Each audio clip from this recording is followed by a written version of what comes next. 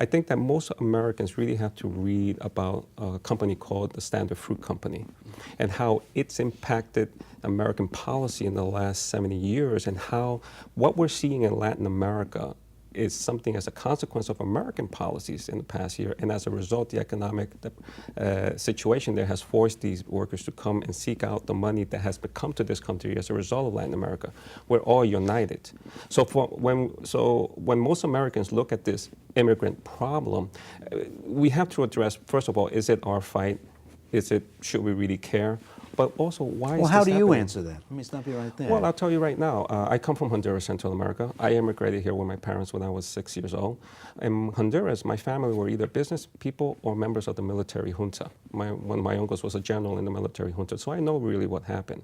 And I first blamed Latinos because they had their hands out and the Americans gave them the money, and they would, for example, the agricultural workers in Honduras, when they tried to reunite and they were working in the plantations for Chiquita banana, and they tried to unite, they would just kill them.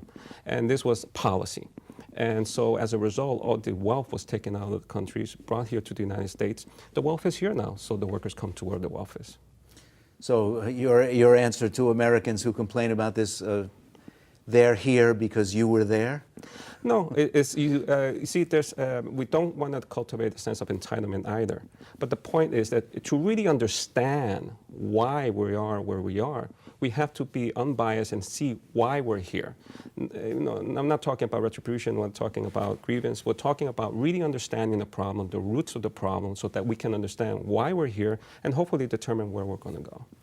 You know, Professor, before the September 11th terrorist attacks, people familiar with Latin America and the United States and the relationship between the two were talking about an increasingly borderless world, that the border, in a way, was becoming almost irrelevant. And in fact, one of President George W. Bush's last meetings before that terrible day was with Vicente Fox of Mexico, and they were talking about a new relationship between the United States and Latin America, and a new way of people to cross those international frontiers. And that all went away with this new security state.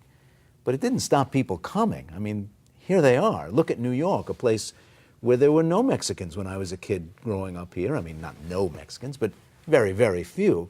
And now it's counted deep into the six figures. Well, what happened? In a very short amount of time, hundreds of thousands of people have made their way here, and there's a medical and social and economic consequence to all of this, isn't there? There is. I mean, you could look at the fact that we've put up barriers. We've got this large border fence that splits towns in half between Mexico and the U.S., designed to keep people out.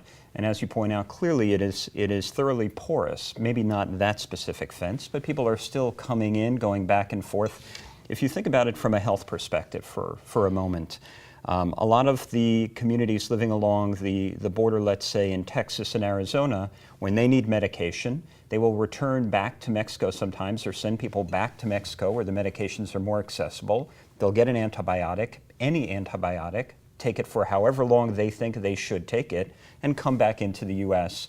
with that medication. So from a health perspective, right there we've lost any sense of understanding of how people are even taking their medication. So from a public health perspective too, you could be introducing a new strain of an antibiotic-resistant bacterium, simply because people are taking unknown medications. They're not under medical supervision, and that's just one very small aspect of the nature of this artificial divide we've created along the border for these communities that themselves actually move back and forth reasonably easily. James, you work with agricultural workers. One of the unintended consequences of hardening the border is that men and women who used to go home for half the year now try to stay the whole year because they can't be sure that they can get back to their jobs in the Finger Lakes, let's say, picking grapes and apples. Exactly. It's created a tremendous problem for people. The border was fairly porous, and people would come and go, and it made sense because we wanted them here. We wanted a low-wage workforce in our agricultural economy. That's where it came from. And then people could go home and tend to their families and so forth. And since 9/11 specifically, that's become very difficult. More people are staying. So we could call them the unintended consequences of that have had many effects. One thing I want to point out, that clip was just powerful, and it conveys, I think, what Americans don't seem to get, which is that leaving home for people is very hard. People don't just leave home on a whim or because they think they're going to get rich, especially to go to another culture where it's the possibilities are not certain. People leave home because they have to, and that certainly has been true in Mexico since NAFTA. And the wrecking of the rural economy in Mexico that ensued from the North American Free Trade Agreement, that's when the numbers of Mexicans started coming in very large numbers here to do work because they couldn't survive there. Jenny, New York has been a place where there are always new people coming in, and one of the features of the last 20 years is that the places they're coming in from have been constantly changing and new countries have been added to the list. What are some of the push factors? Why are people here, even though it's not very promising to be in America right now for economic betterment?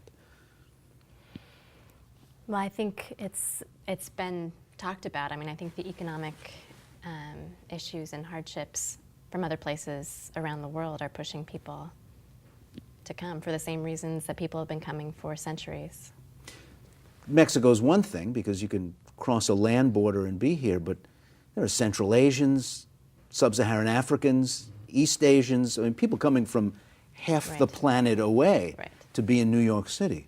Right. Well, and I mean, yes, another big reason why people come are because of conditions of war or conflicts, other humanitarian reasons, people seeking refugee, asylum, those types of things as well is another big factor.